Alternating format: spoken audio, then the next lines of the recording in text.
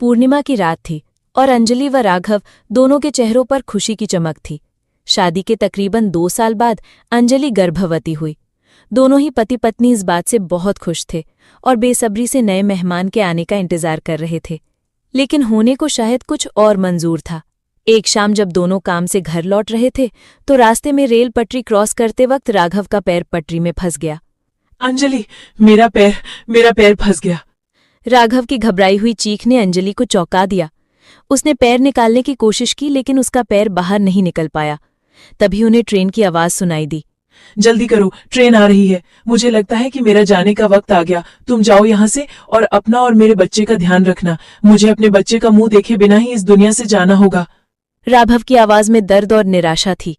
नहीं जी, मैं तुम्हारे साथ इसी पटरी पर अपनी जान दे दूंगी। अंजलि का गला रोंद गया था। हमारे बच्चे के लिए तुम्हें जीना होगा अंजलि। तुम जाओ यहाँ से, तुम्हें हमारे होने वाले बच्चे की कसम। राघव ने कांपते हुए हाथ से अंजलि को दूर ढकेला। उसकी आंखों में एक अजीब सी चमक थी, प्यार, त्याग और एक पिता की अटल इच्छा शक्ति का मिश्रण। समय जम सा गया था, हर सांस भारी हो रही थी।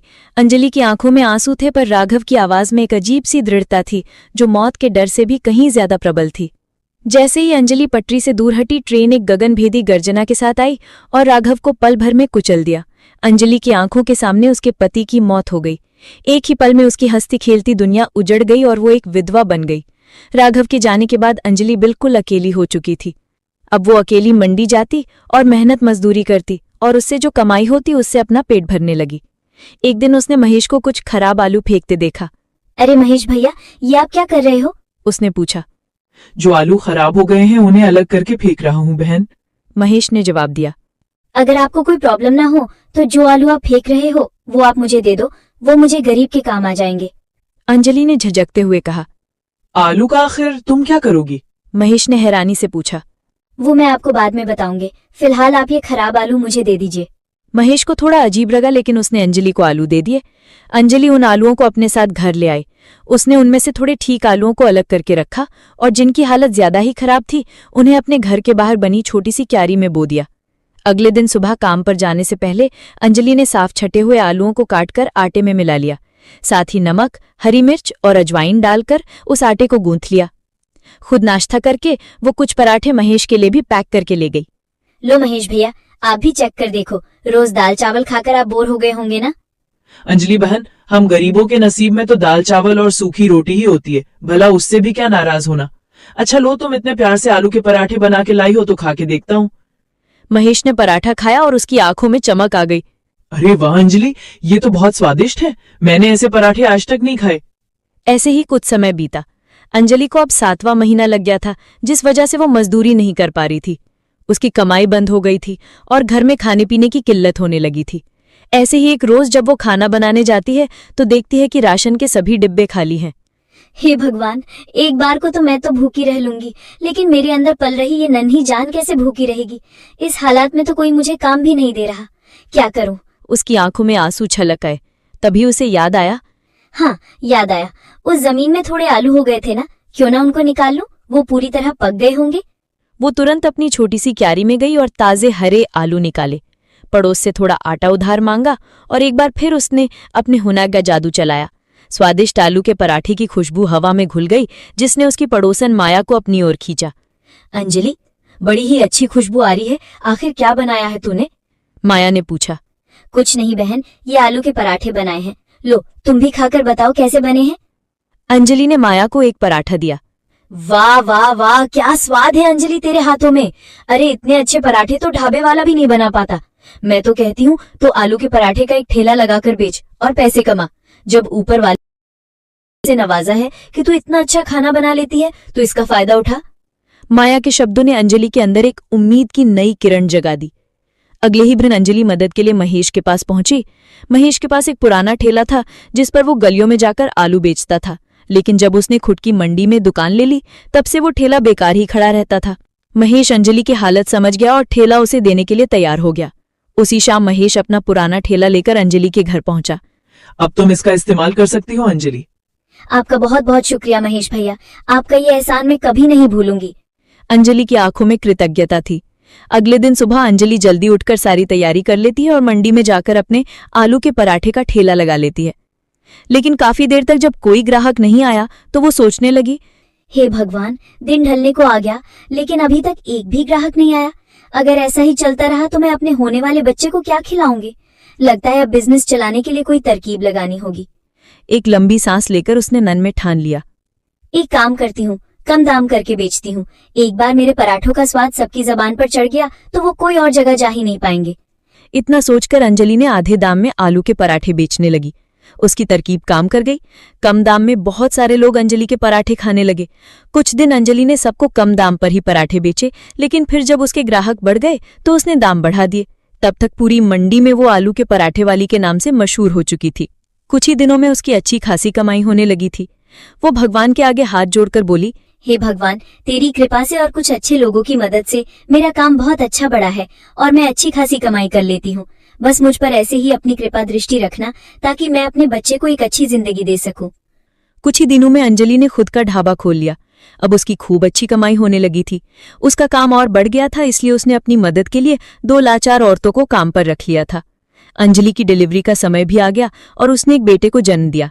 महीने भर का आराम लेने के बाद वो वापस काम पर जाने लगे और अपने साथ अपने बच्चे को भी ले जाती। अब वो काम संभालने के साथ साथ अपने बच्चे की भी अच्छी परवरिश करने लगी और खुशी खुशी उसके साथ रहने लगी।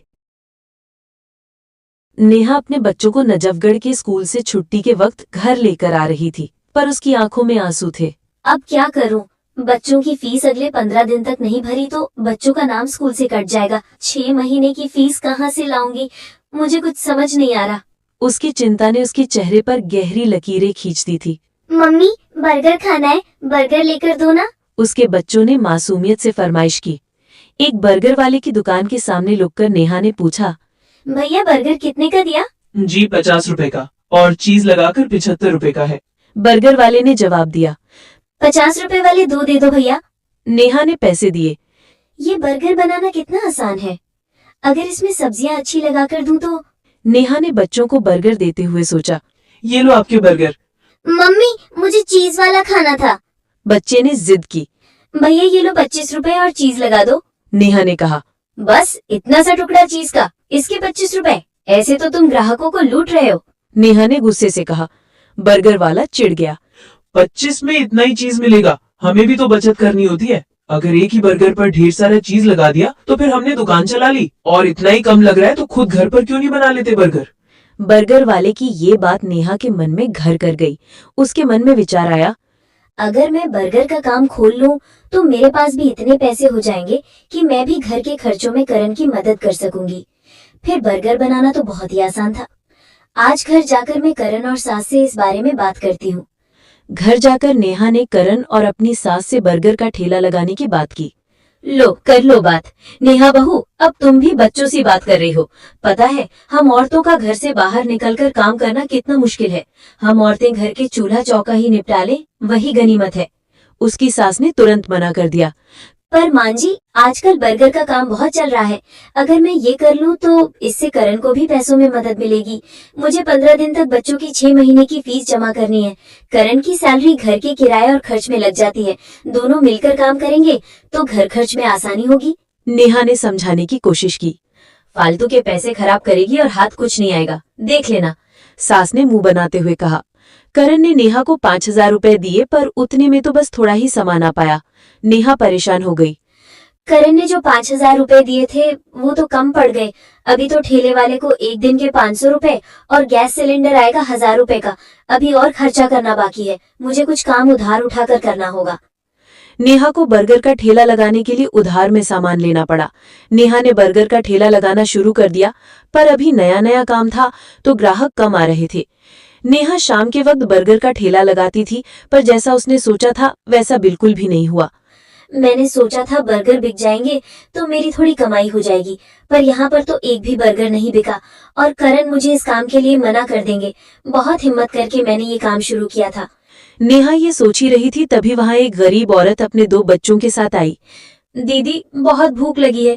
मेरे बच्चे 2 दिन से भूखे हैं। अरे, तुमने 2 दिन से कुछ नहीं खाया? रुको, मैं अभी तुम तीनों को एक एक बर्गर देती हूँ। नेहा का दिल पसीज गया। शुक्रिया दीदी, आज तुमने हमारा पेट भरा है और जो भूखे का पेट भरता है भगवान उसे कभी भूखा नहीं रहने देते। तुम्हें जब भी भूख लगे तो मेरे ठेले पर बेझिझक आ जाया करो और यहाँ पर तुम अपने बच्चों के साथ अपनी भूख मिटा सकती हो। वो गरीब औरत अपने बच्चों को लेकर खुशी खुशी वहां से चली जाती है। नेहा घर आ जाती है पर उस दिन उसकी कमाई नहीं हुई थी। ये देखकर उसकी सास गुस्सा करने लगती है। लो, मैंने तो पहले ही मना किया था कि ये शोले पालने की जरूरत नहीं है। पिछले 3 दिन से मुश्किल से 200 रुपए कमाकर घर आ रही है और सामान लगा लेती है 5-6 हजार का रोजाना। नेहा चुपचाप सब सुनती रही, लेकिन उसके मन में एक संकल्प था। मैं हार नहीं मानूंगी और मुझे विश्वास है एक दिन मुझे अपने काम में सफलता जरूर मिलेगी। अगले दिन नेहा ठेले वाले से ठेला किराए पर लेने के लिए जाती है तो वो उसे मना कर देता है। मैं तुम्हें उधार पर ठेला दे रहा हूँ, 500 रुपए रोज का किराया है, बस आज के लिए और उधार दे रहा हूँ। अगर तुमने कल सुबह तक मेरे ठेले के किराए के 2500 रुपए नहीं दिए तो मैं किराए पर तुम्हें ठेला नहीं दूंगा।